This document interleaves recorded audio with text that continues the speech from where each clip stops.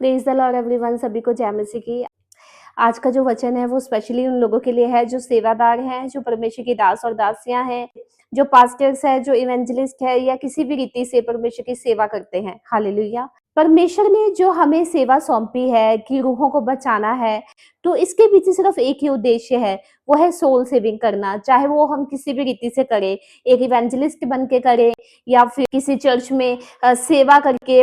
लेकिन जो सबसे ज्यादा प्रॉब्लम आज आज इन सेवादारों में है वो है जेलसी। बहुत लोगों के बीच में ये जेलसी का आत्मा काम करता है।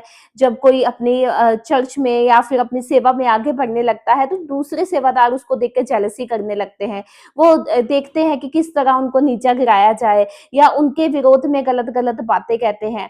जबकि परमेश्वर का वचन कहता है, मत्ती 9 उसकी 37 आयत में लिखा, तब उसने अपने चेलों से कहा, पके खेत तो बहुत है पर मजदूर थोड़े हैं, इसीलिए खेत के स्वामी से विनती करो कि वे अपने खेत काटने के लिए मजदूर भेज दे। यहाँ पे परमेश्वर ने कहा कि खेत पक चुके हैं, लोग तैयार हैं, उनको बचाना है, तो प्रभु से विनती करो कि वो अपने मजदूरों को भेजे।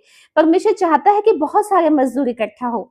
परमेश्वर ये नहीं चाहता कि एक बंदा परमेश्वर की सेवा के लिए उठे तो दूसरा नहीं उठ सकता। परमेश्वर चाहता है कि बहुत सारे लोग आगे आए प्रभु की सेवा के लिए, चाहे वो किसी भी रीति से प्रभु की सेवा करें।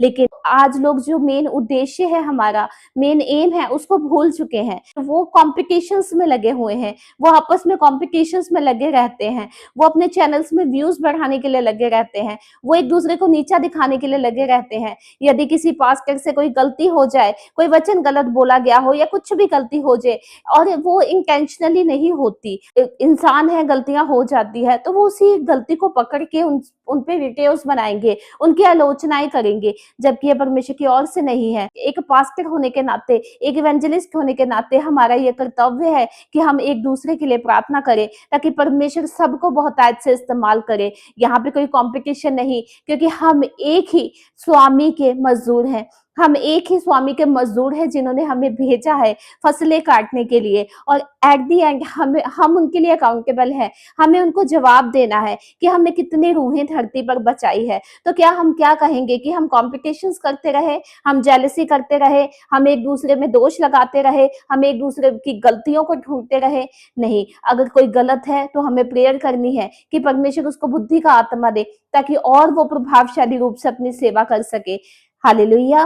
तो नेक्स्ट टाइम से इस बात को ध्यान में रखना है, हमें जेलसी नहीं करनी है, बल्कि हमें एक मन होकर आगे बढ़ना है और प्रभु के काम करना है।